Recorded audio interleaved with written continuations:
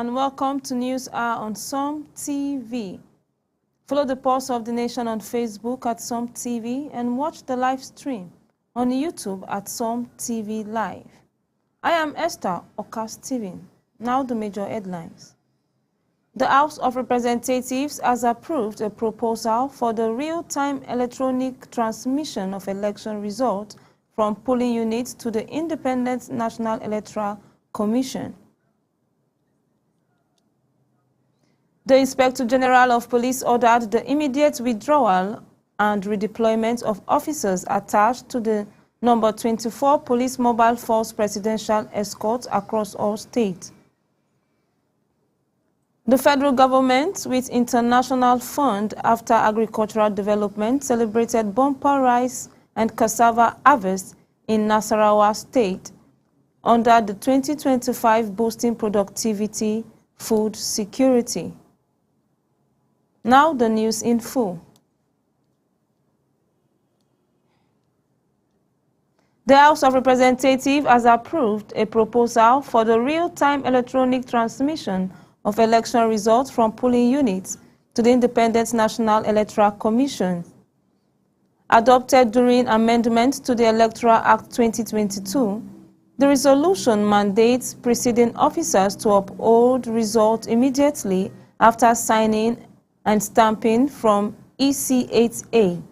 Lawmakers also approved stricter penalties, including 5 years jail term of false result declaration, and formally designated BVAS as a main voter accreditation system. Channels Television News. The House of Representatives begins with the consideration of the medium-term expenditure framework and fiscal strategy paper received from President Bola Tinubu 48 hours ago. Interestingly, the process is cut short due to concerns raised on some of the parameters proposed in the report, which would affect revenue generation for the 2026 budget. We want to move that we will step down to allow us to review and come back to you with the reports. Moving on, a matter of privilege is raised by a lawmaker concerning the new tax laws. We passed the tax laws on this floor, and Mr. Speaker, I took my time in the last 3 days to look at the gazetted pass copy, the vote and proceedings of the House of Representatives, and also went an extra mile to look at the vote and proceedings of the Senate of what was harmonized. Mr. Speaker, honorable colleagues, what I passed on this floor is not what is gazetted. Mr. Speaker, honorable colleagues, I have all the copies, but I'm coming under privilege because I was here, I gave my vote, and it was counted, and I'm seeing something completely different. Your observation is noted and action will be taken. I assure you that. The House then turns its attention to the much-anticipated Electoral Act amendment. Concerns are raised on several proposals, one of which deals with disqualification of candidates. Some people do not want to participate in a fair play election. They will prepare themselves and to seize election in the court. So we have to be very, very careful.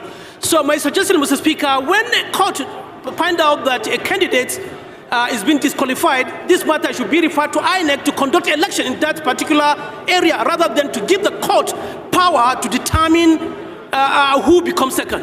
Another clause seeking to address concerns around accompanying a voter into the voter compartment also receives mixed reactions from the House.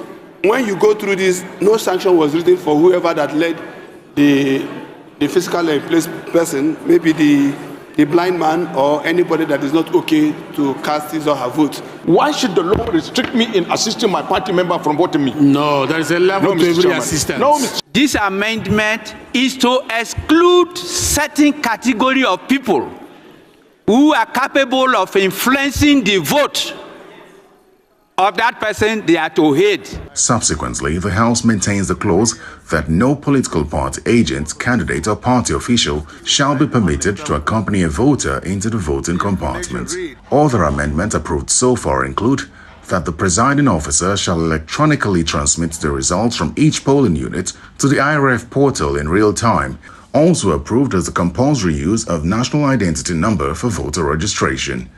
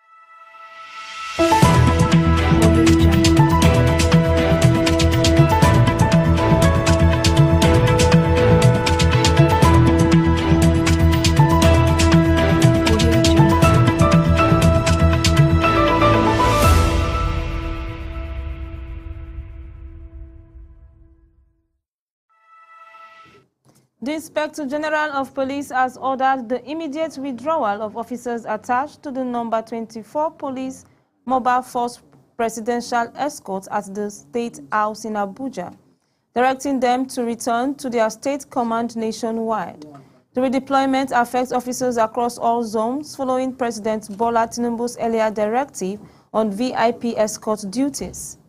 Senior police officials are implementing the transfer to ensure prompt compliance and nationwide redistribution. The federal government, in partnership with the Internal Fund for Agricultural Development, IFAD, has celebrated a bumper harvest by rice and cassava farmers in Nasarawa State under the 2025 Value Chain Development Program, VCDP. Dr. Eunice Adigze, the state program coordinator, said training and provision of certified seeds improved yields to 4.5 tons per hectare for rice and 2 tons for cassava. Beneficiaries from 5 local government areas credited the program for enhancing productivity, livelihoods, and food security. Niger State Governor Mohammed Umar Bago has emphasized the importance of religious tolerance and unity as key pillar for sustaining peace in the state. While receiving members from the Jumatu Izalatil wa Aquitis Sunan over the Papri school abduction, the governor praised existing interfaith harmony and called for collective prayers, cooperation, and sustained engagement among religious leaders and security agencies to effectively tackle insecurity. Adamawa State Governor Ahmadu Umar Fintiri has announced the establishment of a judicial panel to investigate the Lamurde shooting that claimed the lives of 10 women and a child. He assured affected families of a transparent and impartial probe while pledging improved security measures. The governor also emphasized collaboration with religious and community leaders to restore trust, ensure justice, and prevent the recurrence of such tragic incidents. Still from Adamawa State, Governor Ahmad Umar Fintiri has pledged to strengthen collaboration with the Igala Cultural Development Association, ICDA, during a historic first courtesy visit by the association executives and members to the government house in Yola. The delegation praised the governor's infrastructural achievement and peaceful governance, while Fintiri acknowledged the Igala community's contribution to the state's economic growth and internally generated revenue, emphasizing partnership for continued development and inclusive progress. Some TV correspondents complete the report. ICDA Adamawa State Chapter has visited the Adamawa State Governor, Governor Ahmadu Umaru Fintiri, stating their support for the government. This marks the first time in the association history for formally visiting the state governor. Leading the delegation, Alhaji Muhammad Sani Umar, CEO Optimal Laboratory, Yola, commended Governor Fintiri for the ongoing transformation across the state. I don't know where you derive this innovative spirit from. Sometimes it worries me. I just entered this building now. They were bringing us to this place. We are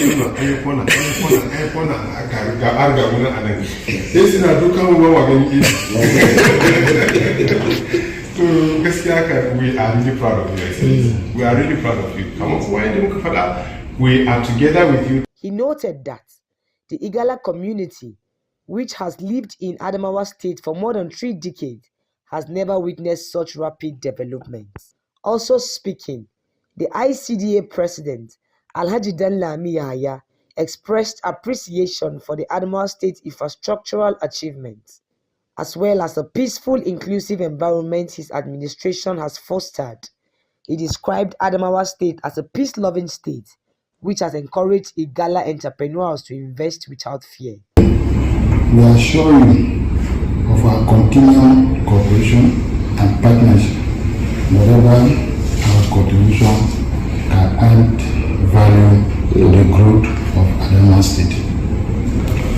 Once again, we thank you for granting us audience and for the unwavering hospitality your administration continue to show. We pray for more strength, wisdom, and success as you lead this state to a greater height. Thank you, Your Excellency. We affirm the association's readiness to partner with the government, adding that Igala residents are committed to contributing to the state's progress. In his response, Governor Fintiri praised Igala community for their role in the economic growth of the state, particularly their contributions to the state's internal generated revenue, IGR. Emphasized the importance of collaboration, expressing willingness to work closely with the group, given the strength and impact of their businesses. Thank all of you for making this visit to come and pay respect and recognize what we are doing for our people in the state, and by extension generally to everybody that lives within Adamawa State. We've come to do this job with all honesty and fear of Allah. And, He has not let us alone, and He has given us the wisdom and the direction to lead the good people of this state. And we have not discriminated whether you are. Among those in the ICDA delegation were Omar Chata, the Ata of Igala representative here in Adamawa State, former ICDA President Joe Atabo, and several others.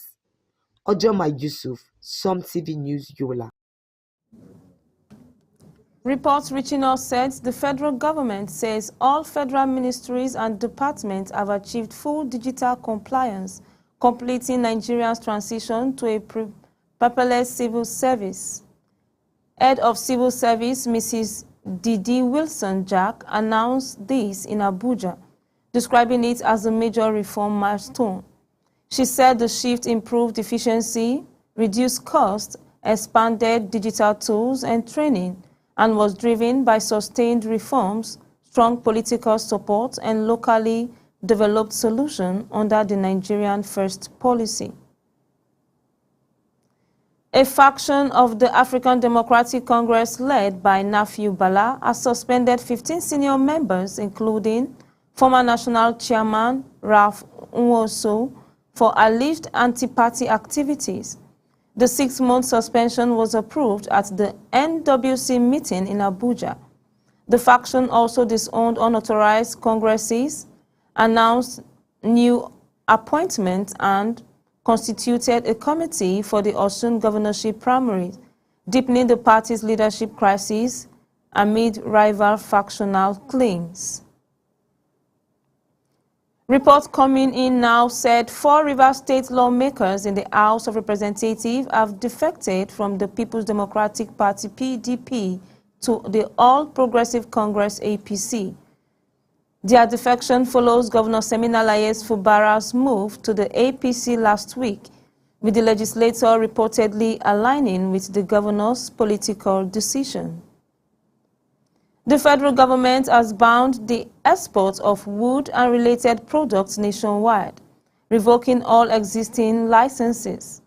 Minister of Information Balaraba Lawal said the move aimed to curb illegal logging and deforestation, safeguarding forest vital and biodiversity, clean air, water, and climate mitigation. Security agencies and ministries will enforce compliance in line with the 2025 Presidential Executive Order and constitutional provision protecting Nigerians' environment. In a related effort to bolster security, Nigeria and the European Union have agreed to strengthen defense cooperation. EU Ambassador Jota Megnot met with Chief of Defense Staff General Olufemi Oluyede, committing support beyond military aid and include governance, political engagement, and peace building. Oluyede welcomed fast-tracked EU assistance, highlighting its potential to address Nigerian complex security challenges effectively and sustainably. Meanwhile, the National Agricultural Development Fund, NADF, is improving farmers' access to seeds, fertilizers, and tools for the next planting season. Part delays affected planting and crop growth, prompting reforms to enhance delivery and manage weather risks.